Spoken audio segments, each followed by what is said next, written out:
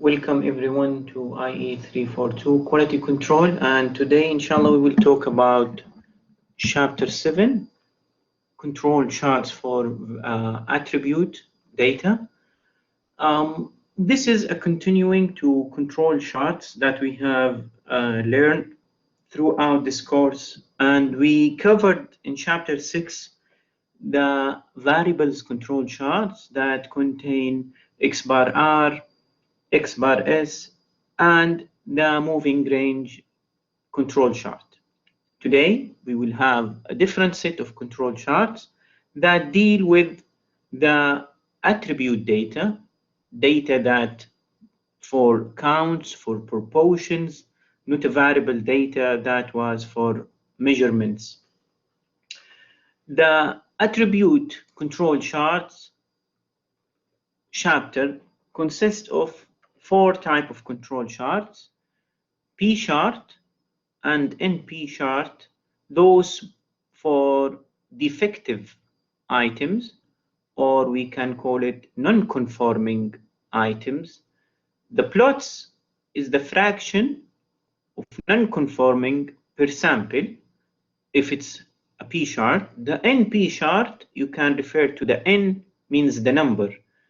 In the P, we refer to the fraction or the proportion as a P.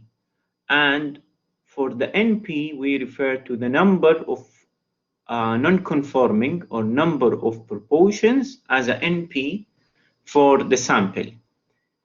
Then we have C chart and U chart, both are for non-conformities or non-conformity, and that's for the defects. Those 2 charts are designed for number of defects that appear on unit or in the product, whereas the P and NP for non-conforming. The difference between non-conformity and non-conforming here in the definition: non-conformity is the characteristics that does not meet the specification. The non-conformities provide reason for not accepting the unit. The non-conformity is also called a defect. The defect that could appear on a product, but still this defect, it can be considered as acceptable and it can be fixed or it can be reworked. For example, imagine if we have a bottle of water and that bottle of water filled with 340 milliliter, and the design specification was 330. So still this can be reworked and reduce this 10 milliliter amount, and it can be produced again to the customer. Whereas the non-conforming is the unit that is rejected. That means that it has more than one defect, or the defects it is not acceptable for the specification, so it cannot be reworked or considered. So this is the difference between non-conformity and non-conforming. The non-conforming, it's a defective. That means it's a waste, and it will go to the waste, is not going to be reworked. The non-conformity, it is a product, is still not meeting the specification, but it has a chance to be reworked again. So the C chart and U charts deal with the non-conformity. Also, we call it non-conformities. The P chart and the NP chart deal with the non-conforming or the defective. We will start with the non-conforming or the defective P chart. This is a table summarizing all the charts that we will cover in chapter 7. The P chart is the proportion, the NP is the number of non-conforming, C chart is the total number of non-conformities, the U chart is non-conformities per unit. Please pay attention to the difference in the wording. don't get confused between non-conforming and non-conformities. This is one of the things that it could mislead the students in answering the questions. Advantages and disadvantage of the attribute charts. One of the advantages that famous to be for the attribute charts is the easy to build, and the way how you collect the data is easier because you are just counting number of products that have or number of defects in the unit, whereas the variable data, it has measurement, so it needs more training to do. It costs less of money. You will need only one chart here for the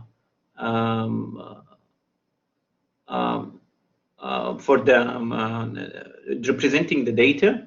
In the variables, you need one chart for each characteristic. For example, if you are measuring the time, dimension, weight, each one of those you have to develop a chart. But when you have, for example, like the DPMO question that we had about the grade student and the grades that is below C that considered to be a defect, so we will have 5 types of defects could appear. And those 5 types of defects, even though they are different, like C, D, F, and DN and D+, all of those, if we consider them as a defect, all of them can be in one chart because appearing one of those or all of them considered to be counts regardless of the type. Scratch on the product or dimensions, changes in the product, if it was defined as a defect, both they will be represented in one chart, whereas the variable data, each characteristic will be in a separate chart. The disadvantage, you have to have a large sample to develop the attribute charts. Does not give detailed data on the degree of the non-conformity, so you don't have enough information about what is exactly the type of defects has more, but it leads you to use the variable data later. For example, if the defect about the dimension was the most appear, then you will need the variable control chart to measure and investigate more about the variable data and develop a specific variable control chart for that one. Less information compared to the variable chart, as we said, and it doesn't detect the out of control condition until there is a large change happens compared to the variable control charts. The P chart, as we said, we will start with. It stands for proportion because it measures the proportion of non-conforming units in a group of units being inspected. And the P chart monitors the fraction of non-conforming, of a process, and consider that the sample, whether it is a constant sample or a variable sample. So we will see how it is for the both, if we have a constant sample size or variable sample size. How we calculate the average of the proportion, which is P bar. Basically, we have to find it by dividing the number of non-conforming divided by the sample size to get the estimated P, and the standard deviation by this formula, the square root of this formula. This is the variance. And to have the control limits, it is the upper control and the lower control is P plus or minus 3 standard deviation. The standard deviation is the square root of the proportion or the proportion of defective multiplied with 1 minus P divided by N. Here it says you use the fraction non-conforming control chart standards given. That's mean the P is given But if P is not given, but you have the data measured, then you use the estimated P bar, which is the sum of the defective divided by the sample size multiplied with the number of samples. Let's see an example. Here we have a frozen orange juice concentrated is packed in 6-ounce cardboard cans, and these cans are formed on a machine by spinning them from cardboard stock and attaching a metal bottom panel. By inspection of a can, we may determine whether when filled, it could possibly leak either on the side seam or around the bottom joint. Such a non-conforming can has an improper seal on either the side seam or the bottom panel. Set up the control chart to improve the fraction of non-conforming, and this is the key word that we are going to use, the P chart. And the data is given here. We have the data, the number of non-conforming, the number of non-conforming based on the sample size of 50, and the number of sample is 16. And the counts for non-conforming for every sample is given here in this column. This column, the fraction, it is the division between the 12 divided by the NP. And you don't have even to calculate it, but if you would like to, you can follow the formula that is given here. The total number of defective divided by the NP gives you the P par, which is the proportion or the proportion of defective, plus or minus the 3 standard deviation to develop the control lines, and this one will consider to be the center line.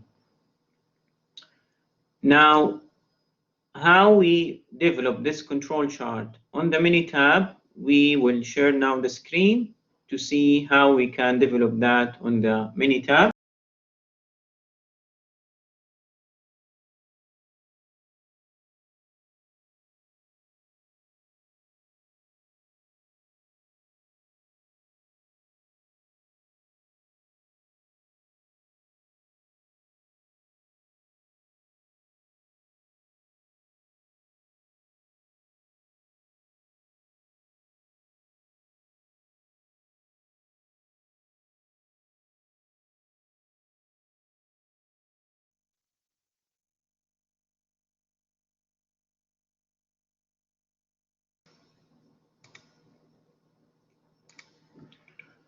Okay. This is the data. This is the number of non-conforming, and this is the sample series or serial number. You go to Stat and then to Control Charts on the Minitab, and then you go to Attribute Charts, and then you select the P chart. Okay. When you select the P chart, you select the variables, means here the number of non-conforming, and you select it from the column of number non-conforming here. And the sample size, it is given as 50 from the question. So we write 50, and then we develop the control chart. As you can see here, the upper and lower control limits and the P bar, which is the center line, we have 2 points that is out of the upper control limit. And in this case, you have to investigate and see what is the reason of those out of control points, and you eliminate those points, and then you design the control chart again. And this is exactly what the company did, as explained in the textbook. You will see them, they investigate and they found there is a new raw material came in this sample, and a new employee came on this sample of the 23, sample number 23 here. You can detect it by just clicking on the red point or the out of control point, and it will show you the sample number on the screen written in the text box here, in the rectangular text.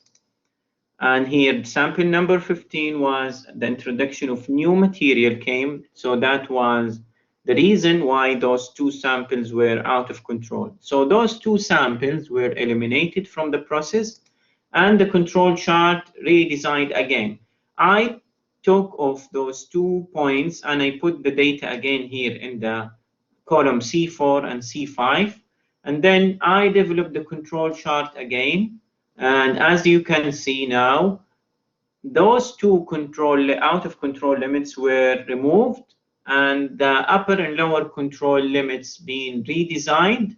If you compare it to the previous one, the upper and control 0.4 and 0.05, the lower. Now it becomes to 0.39 and 0.04. There is still 1 point out of control, and it is almost on the border of the upper control limit.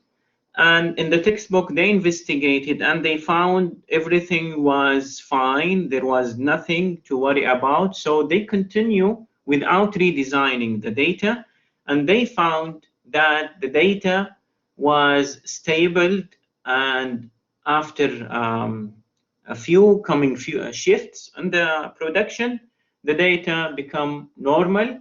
And let's go and see how it looked like after a few shifts later in the same control limits.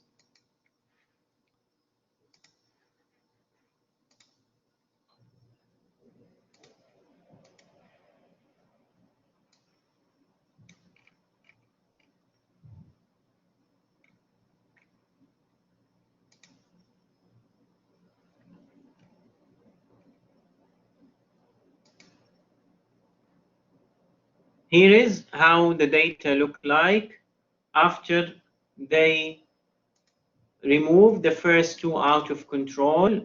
The first two out of control, the first one was because of the new material, and then the new operator, he was not trained.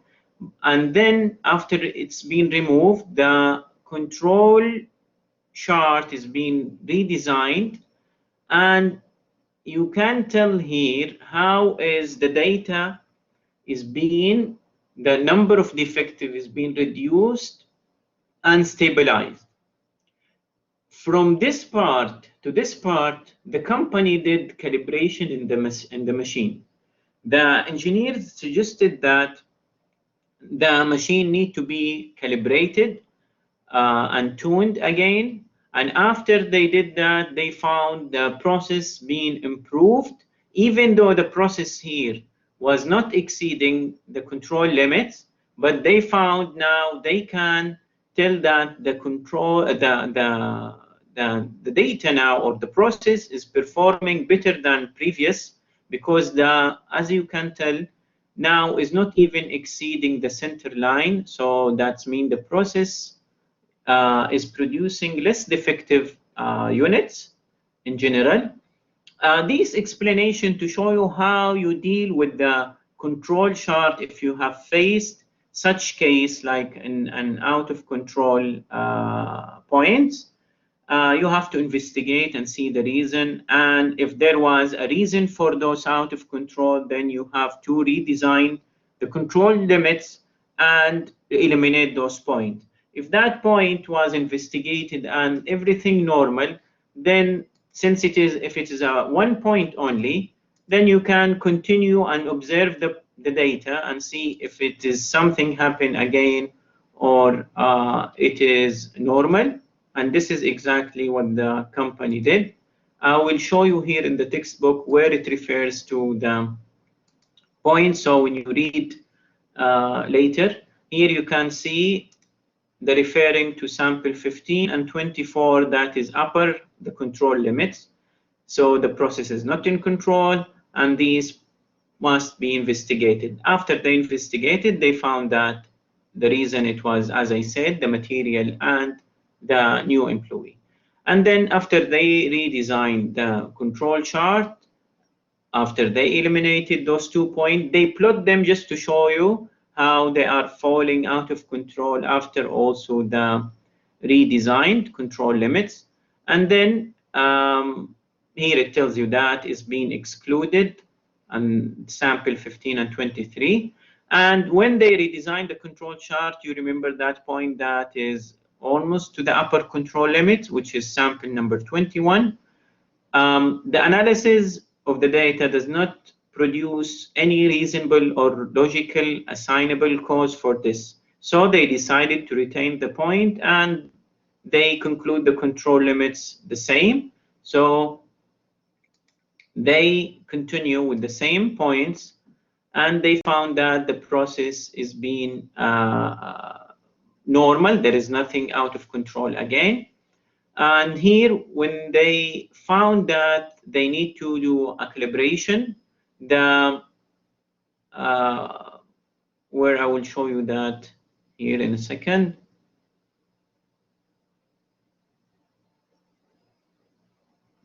Yes,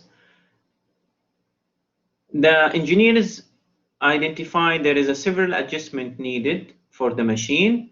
And after they did the adjustment, they found that the data, as you can see, it was going here below the center line. That's mean the number of defective being improved after they did the adjustment in the machine. So that means that production is being improved by doing those adjustments in the machines.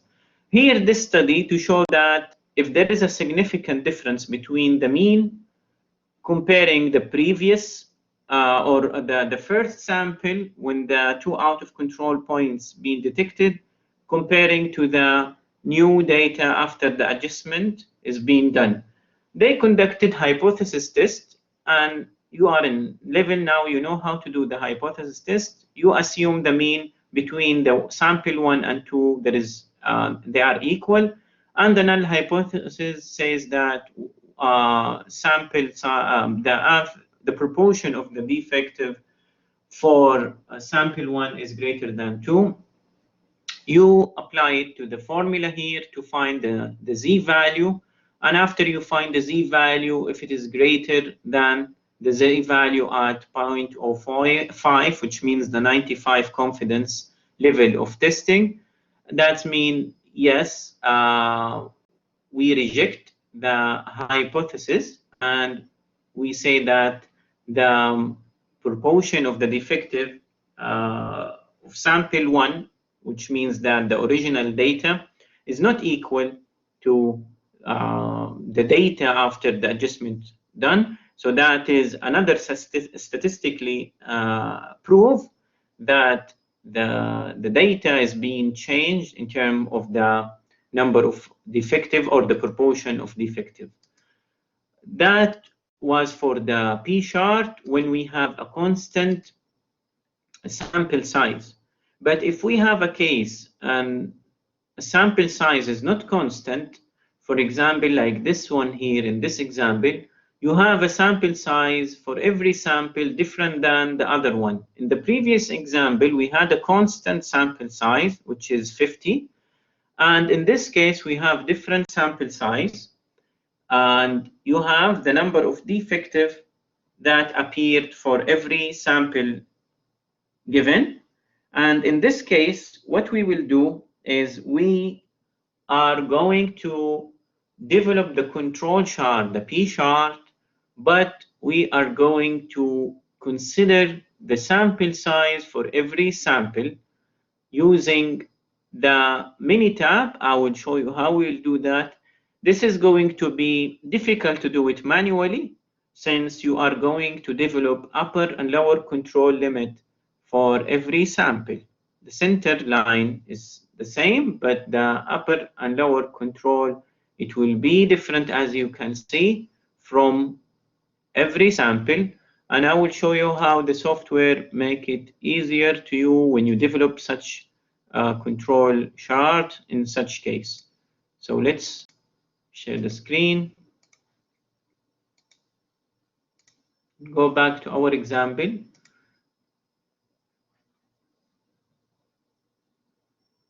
Okay, now we have the P chart.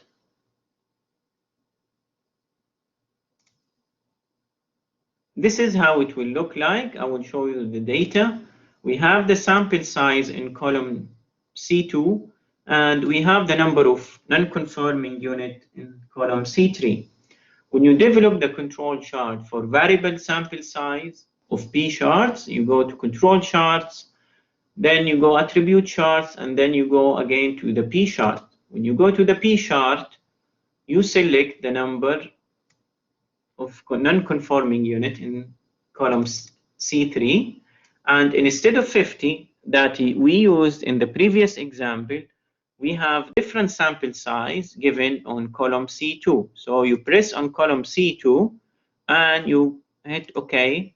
So the control chart will be designed, and as you can see, the upper and control and lower control, they are varying and changing based on the sample size of the sample that you have.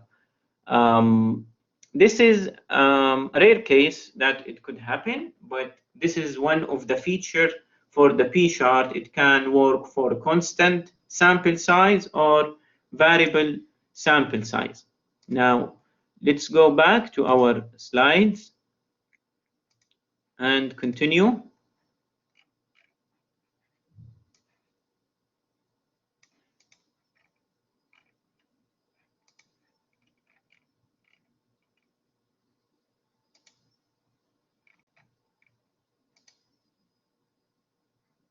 This is how the control chart will look like when we have different sample size, and it would require from you, as I said, to calculate the upper and lower control with the same formula that you have used for the constant, but here the sample size will be different for every sample. The second type of control chart for defective or non-conforming is the NP chart. And in the NP chart, we have always a constant sample size. But here in the control chart, we care about the number, not the proportion. That's why we have NP. So you will have numbers, not proportion. So that basically the difference in between the P chart and the NP, in the P chart, divide the number of defective over the sample to get the proportion. Here you get the count from the number of defective and you use it as is. So I will show you here an example of the same data we have used. This is the same data we have used for the P chart, column C1 and column C2. This is the number of conforming, non-conforming. If we go to the NP chart under control charts, attribute, and then we go to the NP chart, and we select the number of conforming, C2, and the sample size is 50 as it was given. So when you click OK, look and pay attention here to the upper control limits. The upper control limits and the lower control limits are different than in the P chart, how it's been calculated. Here it was a proportion, and here it was a quantity or number. So the upper control limit is 20 based on the number of non-conforming, and here it was 0.4 based on the proportion of non-conforming, not the number of non-conforming. So this is the only difference between the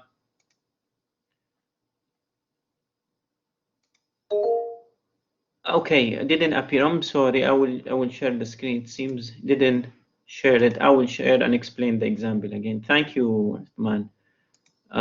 Thank you. Okay. Okay. Here is again.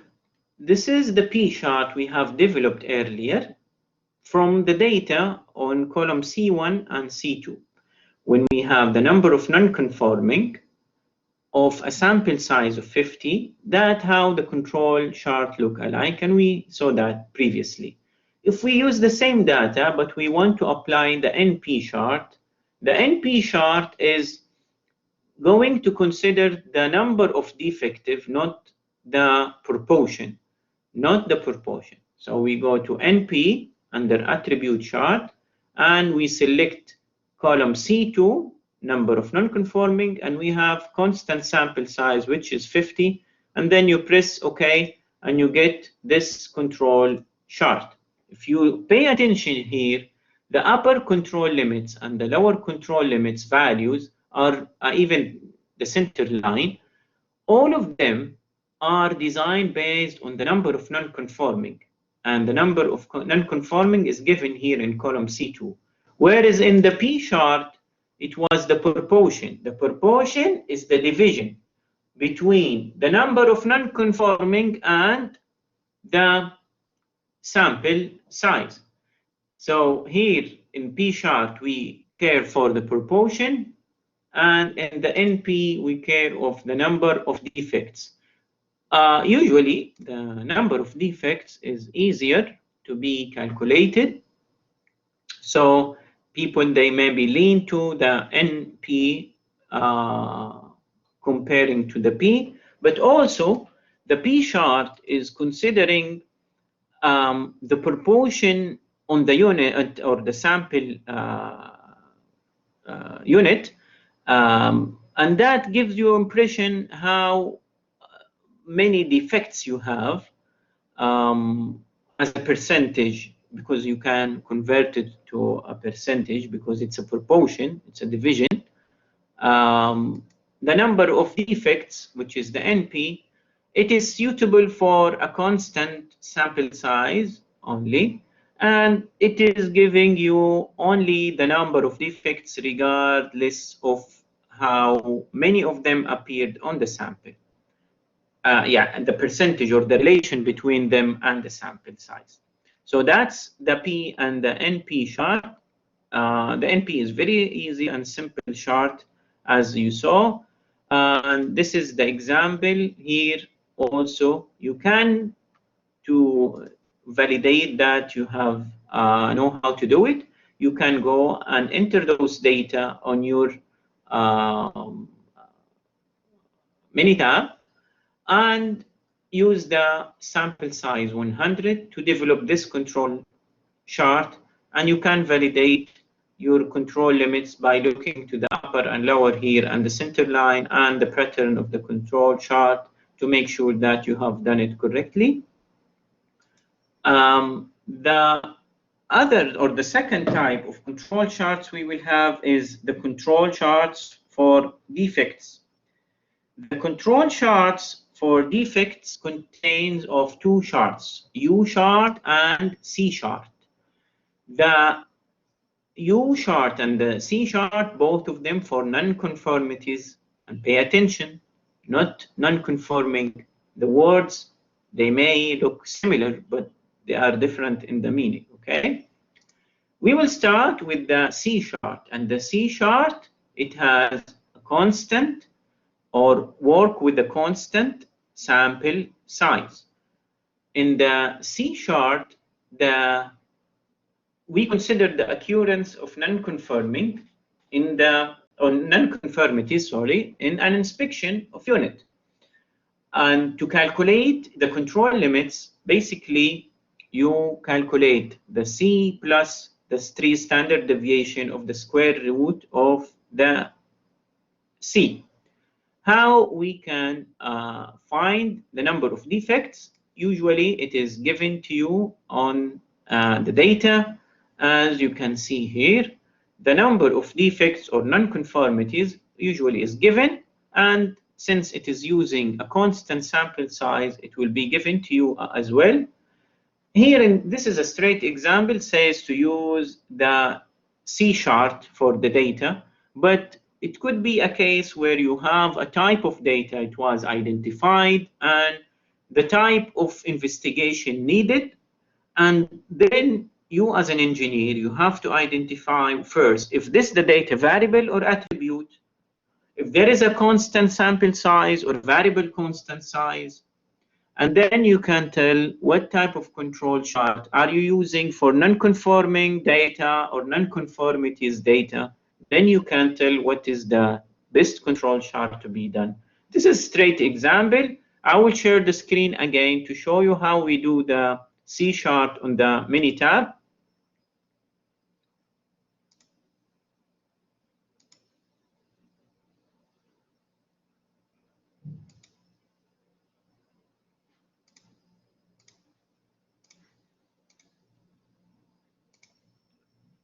This is a C chart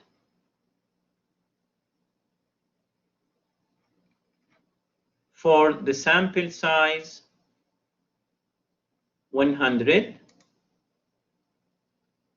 You go to attribute again because you are not dealing with variables, and then the last one here is the C chart, and then you put the non-conformities, and it is basically considered that the sample size is constant, and as you saw from the formula, it is only collecting the number of counts, is not interaction or a relation between the sample size as we have in the non-conforming.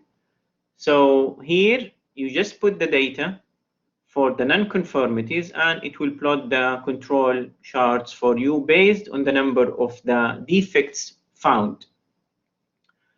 On the U chart, here again, there is point exceeding the upper control limits and also exceeding the lower control limits, and where is investigating or investigation needed. For the U chart, which is the last type of charts for the attribute,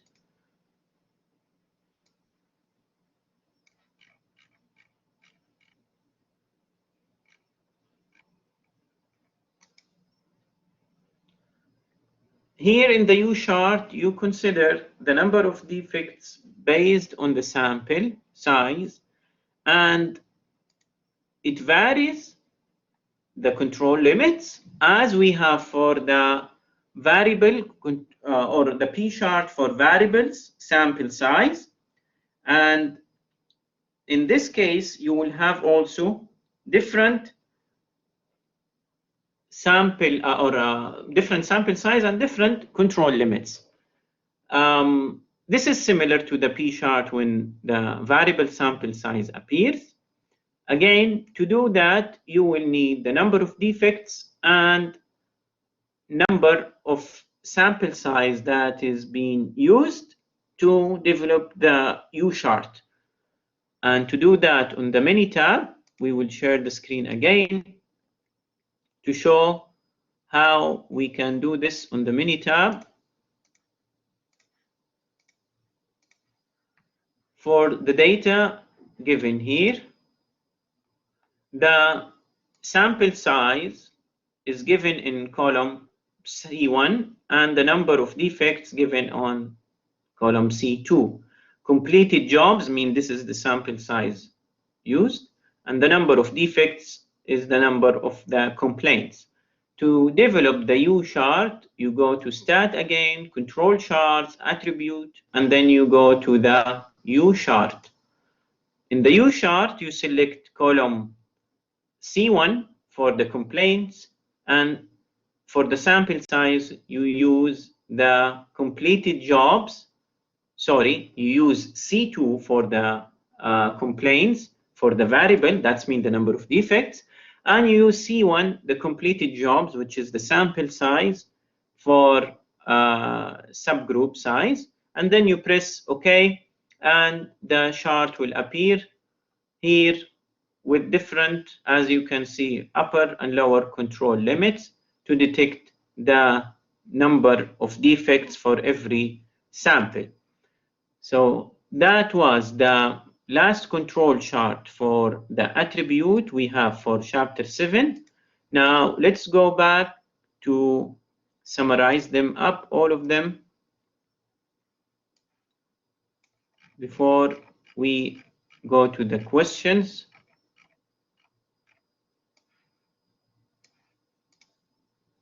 So basically here, we have covered the P chart, which is the proportion of non-conforming, and the type of data used for this type of measures is binomial, as well as for the NP chart. And the NP chart used the number of non-conforming instead of the proportion. The non-conformities, or the number of defects, we use C and U chart. The C chart is the total number of non-conformities, and the U chart is the non-conformities per unit. When we have a constant sample size, we use the C chart for the defects and P chart for the proportion. And if we want to find the number of non-conforming, also we can use the NP. The case if we have different sample size for attributes, the only charts that work with us here is the P chart in case of the different sample size, and the U chart for the number of defects. Pay attention to the one remark here that also we will cover it later in the next class. If we have a lower control limits for the P chart is less than 0, then you put the lower control as 0, because we don't deal with the proportion as a minus, obviously. So we deal with it as 0. For the next video or the next meeting, we will have more exercise about the control charts, how we identify the type of control charts, how we can develop it, and then use the Minitab, or we use the manual formula to develop the control limits. I will now leave the time for the questions and the attendance.